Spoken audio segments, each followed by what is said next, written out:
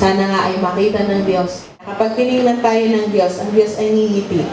Kapag po kaya nakita tayo ng Diyos ngayon, sa kalagayan po ng ating buhay pananampalataya, ang Diyos po ba ay ngingiti? Sana ngingiti ang Lord. Ano po? Dahil yan po ay tayo bilang mga mananampalataya ay refleksyon ng ating pagmamahal sa Kanya. Yan. Tayo po ba ay may mga dalang Biblia? Yan. So, kung kayo po ay may dalang Biblia, ay makibukas po kayo sa akin sa aklat ng Isaiah chapter 60, verse 1 hanggang 3. Isaiah chapter 60, verse 1 to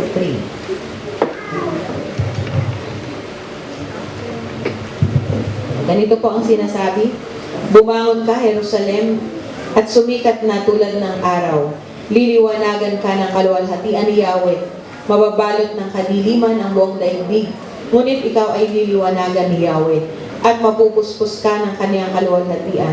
Ang mga bansa ay lalapit sa iyong liwanag. Ang mga hari ay pupunta sa ningning ng iyong pagsikat. Pinagpala ang kanyang salita, tayo ay sandaling manalangin. Sa Diyos namin na tapat at hindi nagbabago ang aming papuri ay patuloy namin iniaalay sa iyo. Sa umagang ito, sa aming pagdulog sa iyong presensya, wala kaming ibang ninanais, kundi ikaw ay makatagpo sa lugar na ito at may balik sa iyo ang pinakamataas na papuri, karapat-dapat sa hari ng mga hari at sa Panginoon ng mga Panginoon.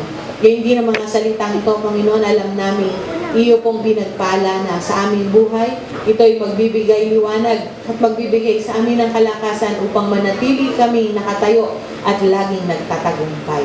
Iyo pong ipuin ang puso't isip ng bawat isa o banal na spirito, kumilos ka sa aming kalagitnaan. Ito ay aming dalangin sa pangalan ni Jesus. Amen. Empowered to arise above adversity. Adversity o mga kahirapan. We were empowered to arise above adversity. The glory of the Lord rises above our adversities. No?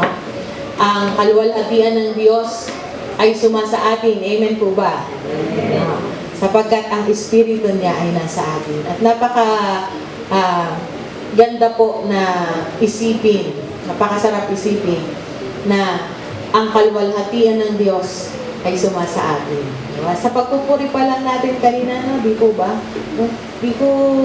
Hindi ko alam no? Pero yung awit na salamat, lagi na natin yung inaawit, ano? Hindi ko alam ba't ako naiiyak kanina habang nakanta ko yan, no? Na nararamdaman ko yung pag-ibig ng Diyos, na salamat sa dakilang pag-ibig niya, no? Na pinahalagahan niya tayo sa kabila ng may mga pagkakataon na hindi natin nararamdaman na pinahahalagahan tayo ng ibang tao. Pero tandaan mo, hindi maramdaman yon sa ibang tao, pinahalagahan ka ng Diyos. At yun ay sapat, sapat sa bawat isa sa atin. How does the Lord empower us to arise above our adversities? Ito po ay may awit, inaawit natin matagal na, Arise, shine, for the light has come. Walang po may nakakaalala pa dito ng awit na yun. Alam mo siya, kasi panahon niya yun, ang aking drummer. Yung panahon yun. Arise, shine, for the light has come, and the glory of the Lord has risen upon you. Darkness covers the earth, and thick darkness is over the peoples, but the Lord rises upon you, and His glory appears over you. Nations will come to your light, and kings to the brightness of your dawn. Ang atin pong paligid, no, yan sa Dubai, ang nakikita ko sa mga balita, sa post, grabe ang bagyo. Inano ko nga si Shi, sa Shi, nasa Pilipinas na ba kayo? Kasi yung bagyo doon, yung baha, dahil rumaraga sa walang sinisino. Lumulubog na yung mga sasakyan kasi nandun ang kapatid na Bella, ina-update niya ako. At may nakita pa ako doon na yung may tornado, sabi niya, sabi ko, malapit ba kayo dito? Sabi niya, totoo yung baha at ulan yung tornado, hindi.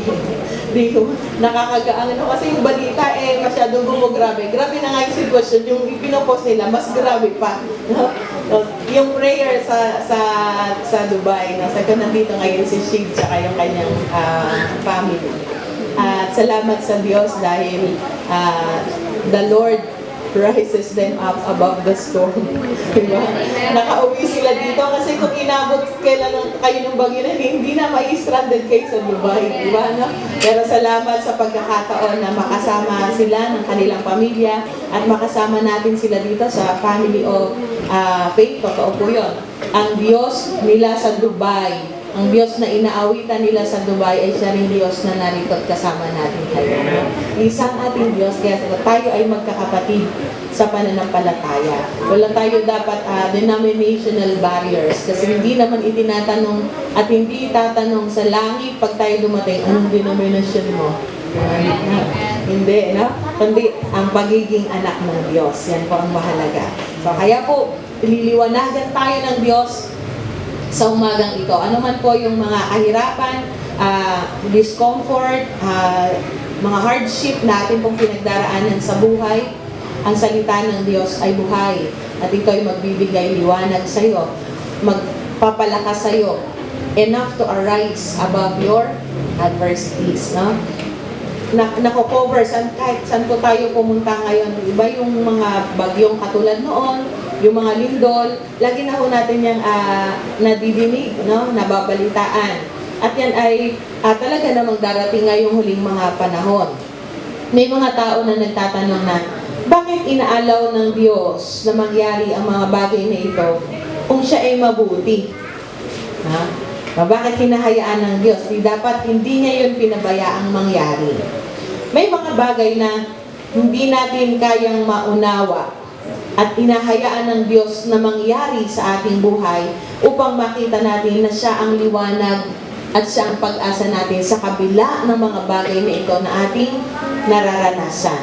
Hindi tayo excuse kahit tayo ay mga mananampalataya sa mga hirap na nag-i-exist dito sa lupa. Nararanasan natin yan, no?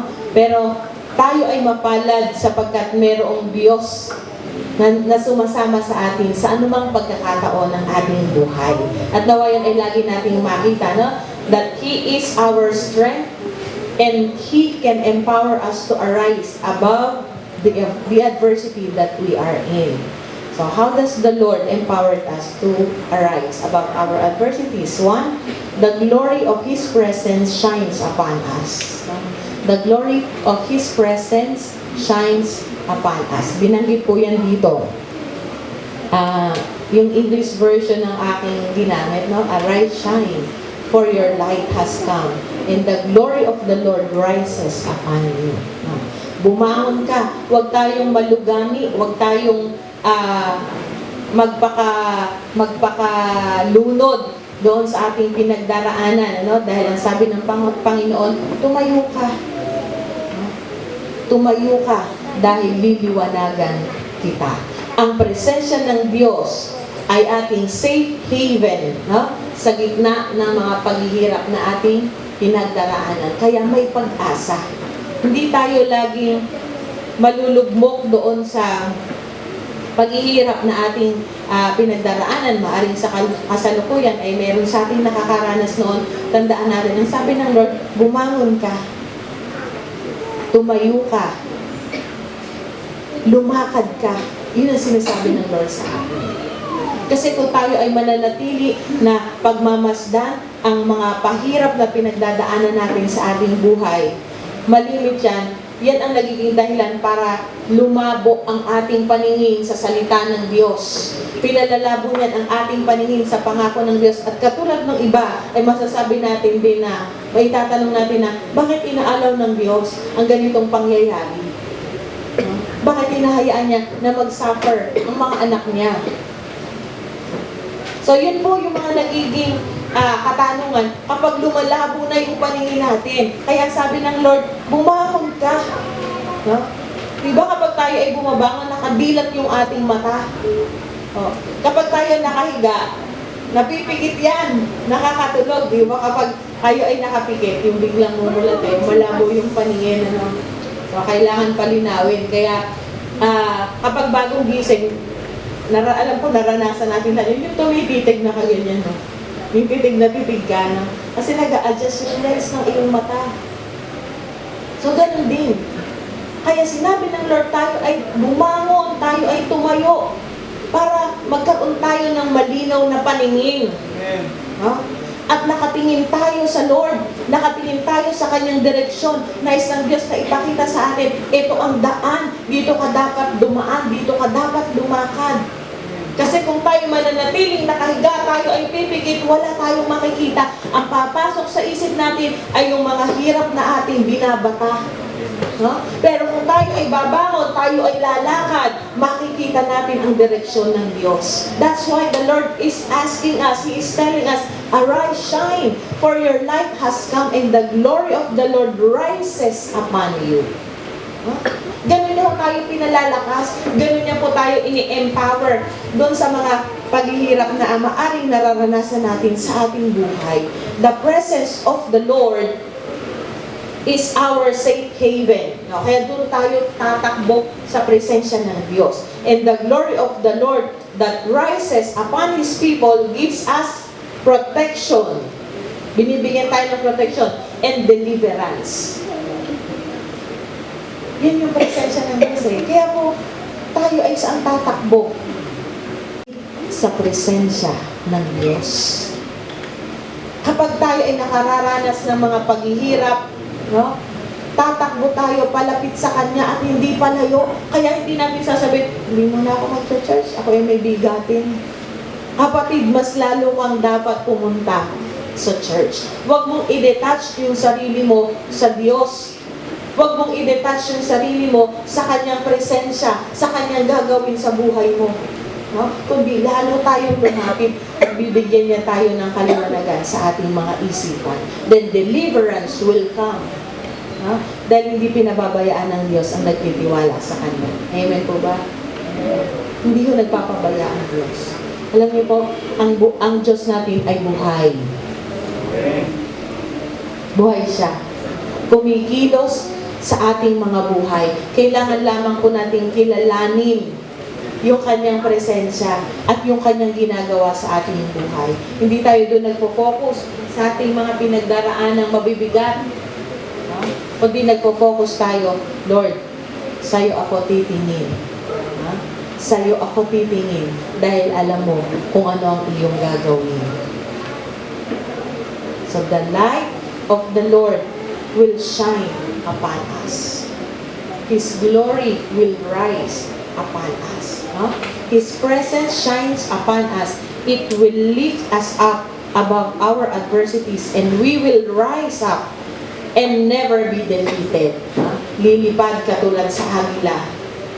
Na hindi natatakot sa storm, di ba? Yung eagle, yan yung napakagandang katangian ng agila. Hindi natatakot ang agila sa bagyo.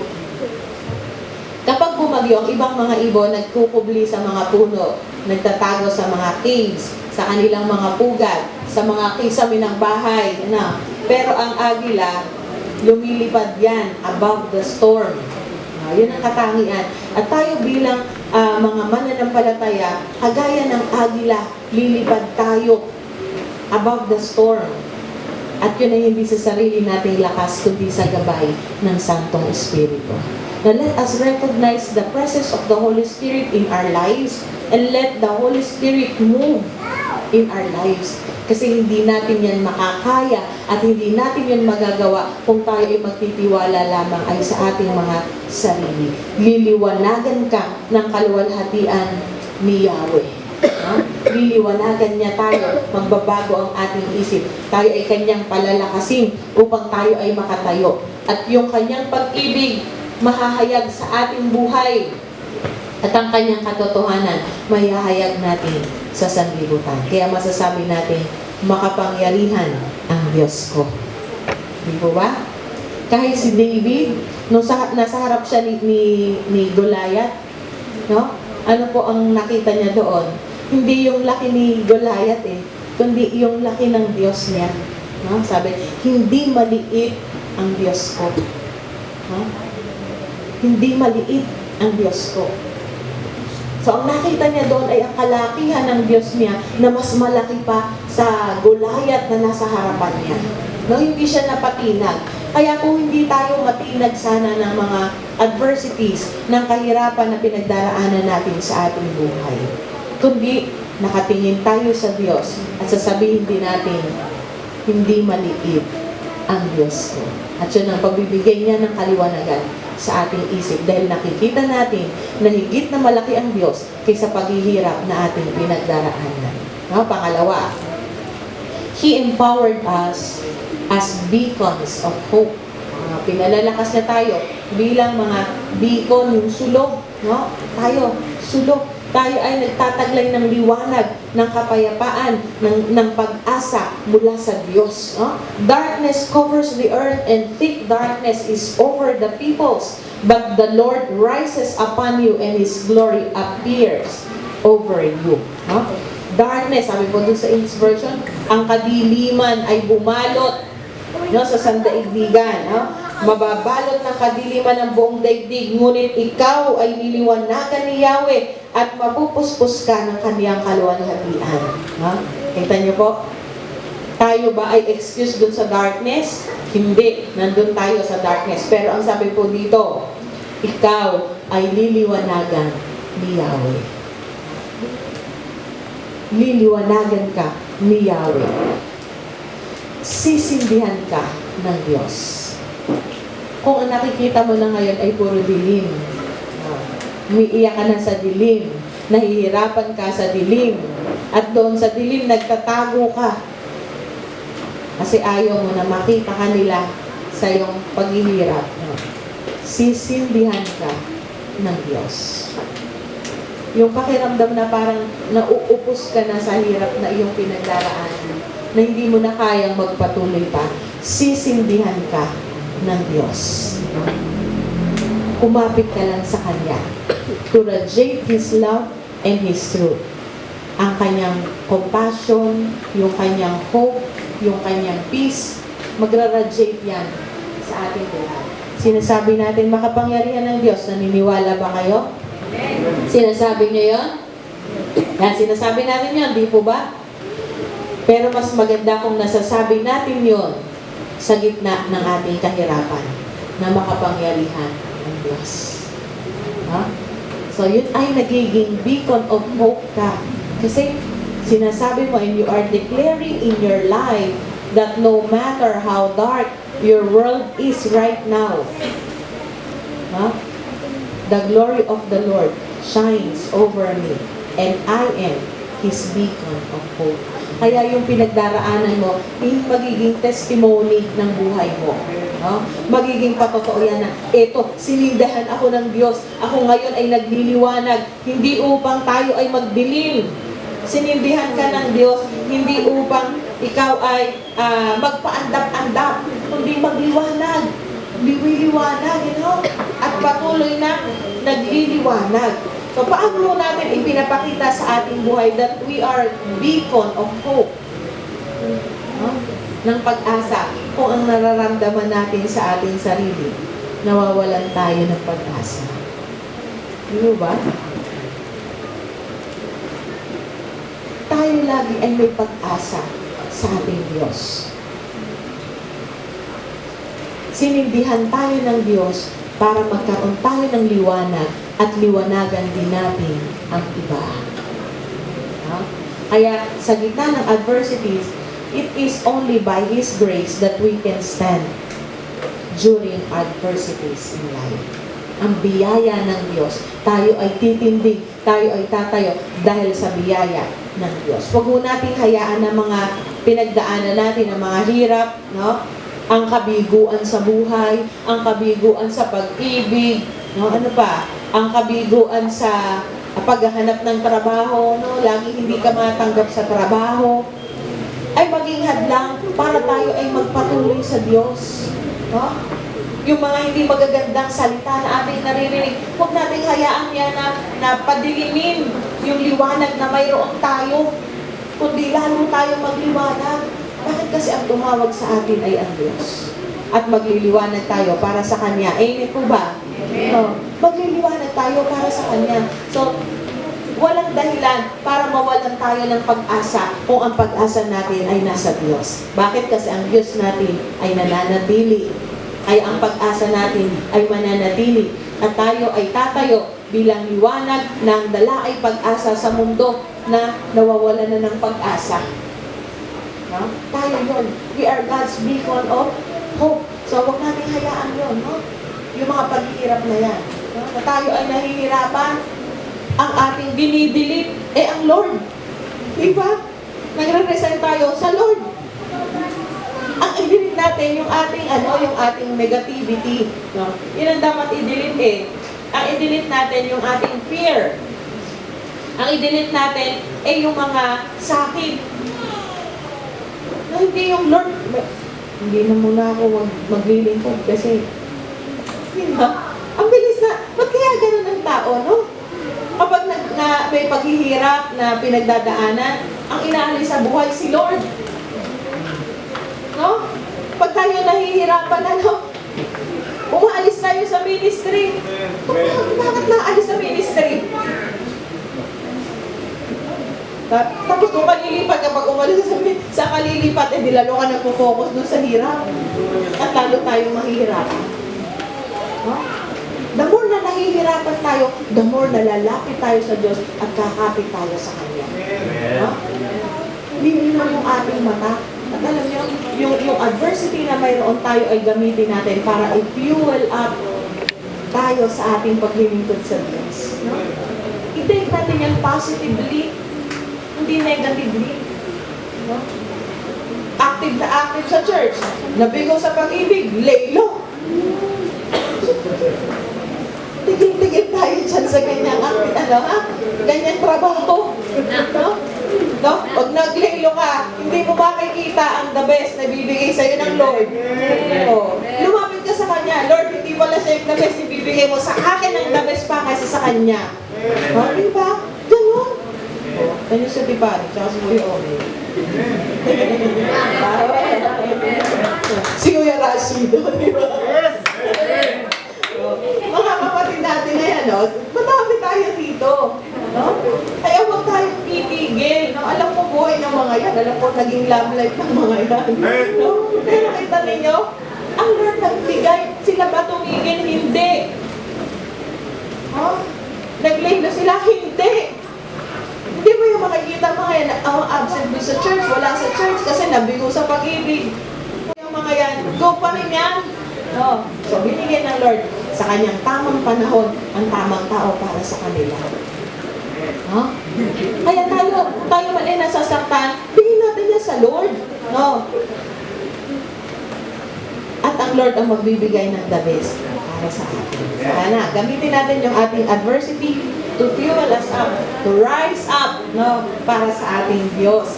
Above our adversities. So, ito ay mag-fuel sa atin. Kaya tayo ay, tandaan natin, we are beacon of hope. We will shine brightly during adversity. Okay?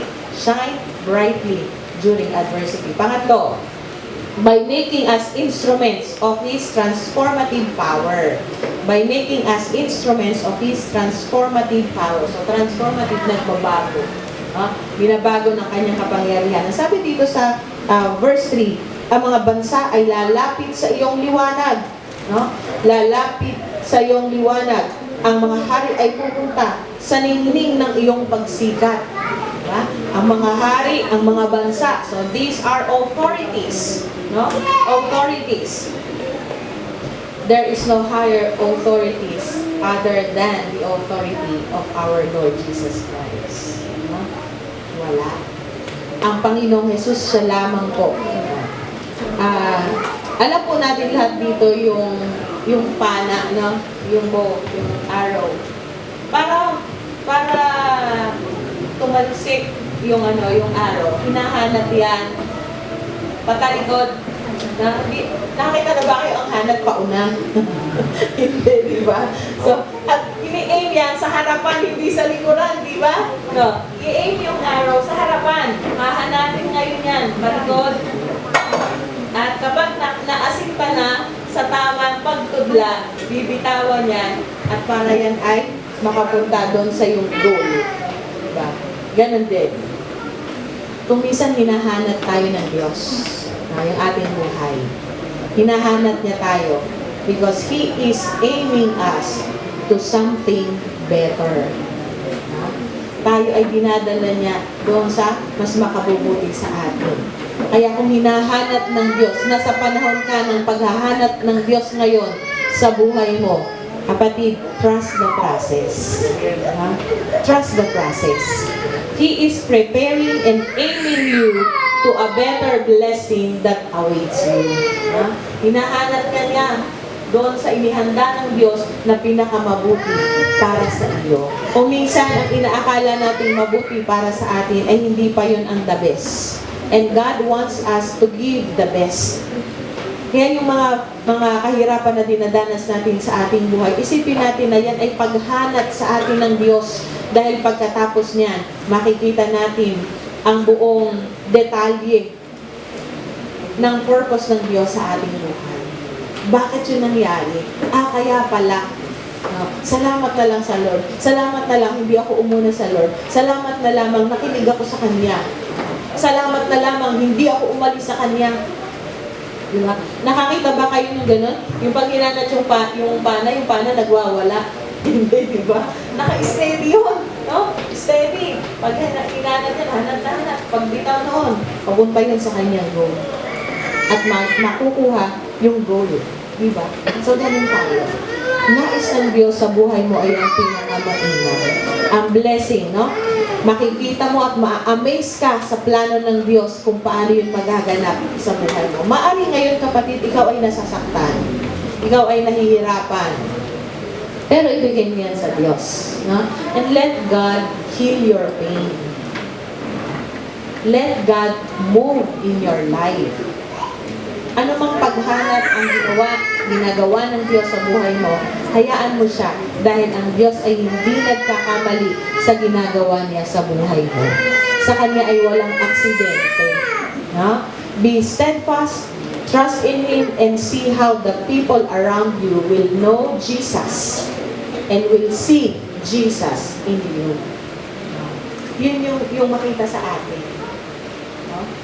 Na tayo ay natetest sa iba't ibang pagkakataon. At sa mga pagkakataon, sa pressure na pinagdadaanan natin, nasa atin nakasalalay kung paano tayo magre-response, no? Pero sa ating pagtugon, sa mga pressure na maaaring kinakaharap natin sa ating buhay, nawa ay makita ng Diyos na nare-release natin ay ang sweet aroma of worship para sa Kanya. Na kung saan makikita ng iba na ang Diyos natin ay buhay sa ating buhay at siya ang napupupurihan, hindi tayo. Diba? So yan po yung makita sa atin. He will make you an instrument of His transformative power. Kaya yung pangyayari sa ating buhay, inilagay yan, ibinaranas sa atin ng Diyos kasi darating ang panahon, gagamitin niya tayo para sa ganung sitwasyon. No? To minister unto others. Yung kanyang transformative power, dadaloy sa atin, dumaloy sa atin at papadaloyin niya sa pamamagitan natin.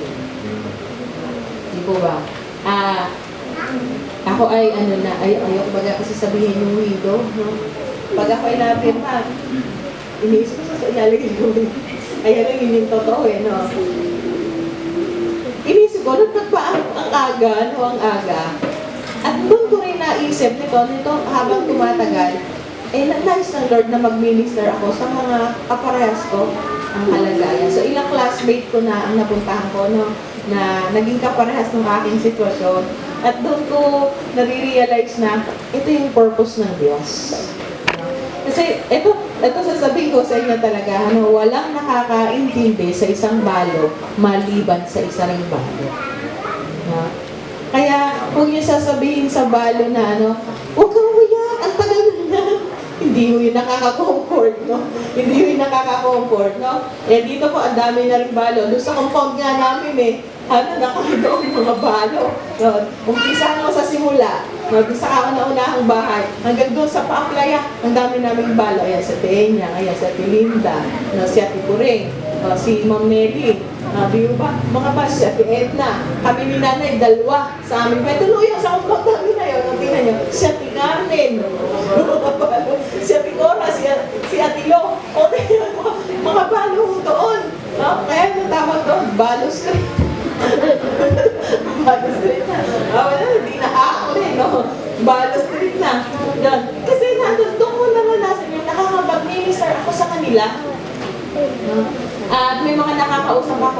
talagang kinakausap ko sila, no? So kung paano ako nag-rise above doon sa adversity na naranasan ko, no?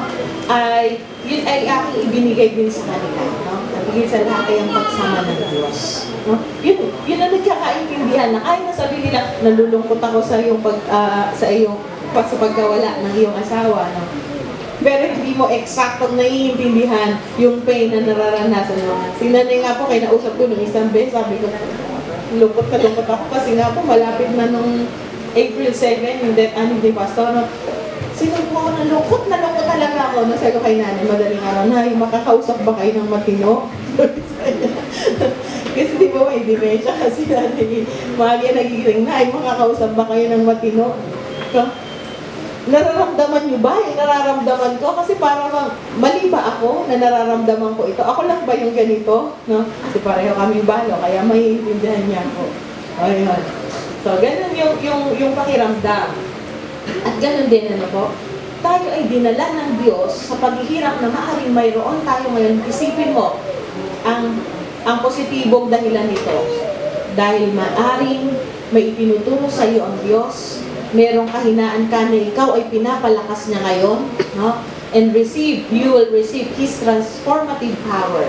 Maaari namang pinaranas niya iyon sa iyo, kinomfort ka ng Diyos sa ganong sitwasyon kasi darating ang panahon, ikaw ay gagamitin niyang mag-minister sa ganong klaseng ng mga kaso. Diba? So, marirealize mo yan, hindi ngayon. Pero pagdating ng panahon na dinala ka na ng Diyos, doon. No? And our God is good. Alam niya ang kanyang timetable. At kapag tayo ay nasa timetable ng Diyos, alam niyo po, walang mali sa nangyayari sa atin. Walang aksidente sa nangyayari sa atin. Kaya there is always reason to rise up above our adversities.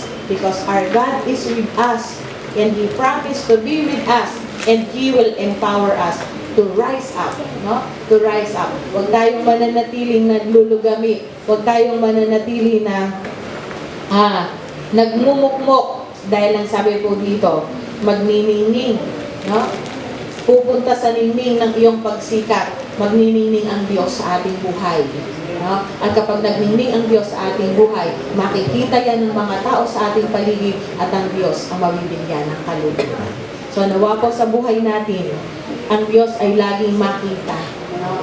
Ang Diyos ay laging maparangalan at nagiging joy sa atin in the midst of adversity ang kanyang presensya. Yun ang nagiging safe haven natin. Yun ang nagiging takbuhan natin at hindi tayo tumatakbo ng kung saan-saan.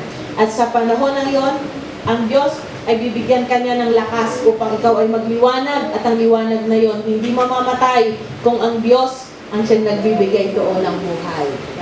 At sa panghuli, sa pamamagitan ng adversities na yon, ipararanas ng Diyos ang kanyang transformative sa atin at sa pamamagitan natin. Then the Lord will be glorified. His glory will lift you up higher and higher, more than you think or imagine. Tayo po ay manalangin. Maraming salamat, aming Diyos, dakila ka at tapat sa aming pumuhay. Salamat dahil ikaw nga ay buhay ng Diyos na nakakakita sa lahat ng aming pong pinagdaraanan.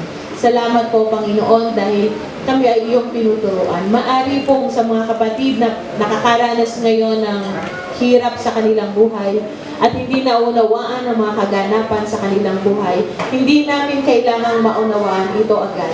Ang kailangan namin ay magtiwala sa iyong proseso. Magtiwala kami sa iyong plano. Magtiwala kami sa iyong kapangyarihan na ikaw ay may gagawin sa aming buhay. At yun ay para sa aming ikabubuti at hindi para sa aming ikapipinsala, hindi para sa aming ikawawasak. Maunawaan namin na ang pagtitiwala sa iyo ay higit na mainam at hindi namin kailangang manatili sa lapag o malunod sa mga pagdurusang aming pinagdaraanan. Thank you, Lord, for empowering us so we could rise up above the adversities in our life. Salamat, O Banal na Espiritu, ang mga salitang ito sa aming puso at isip ay ingatan upang kami ay hindi magkasala laban sa Diyos kailanman. Sa iyo ay tinataas namin ang papuri at salamat sa pangalan ni Jesus.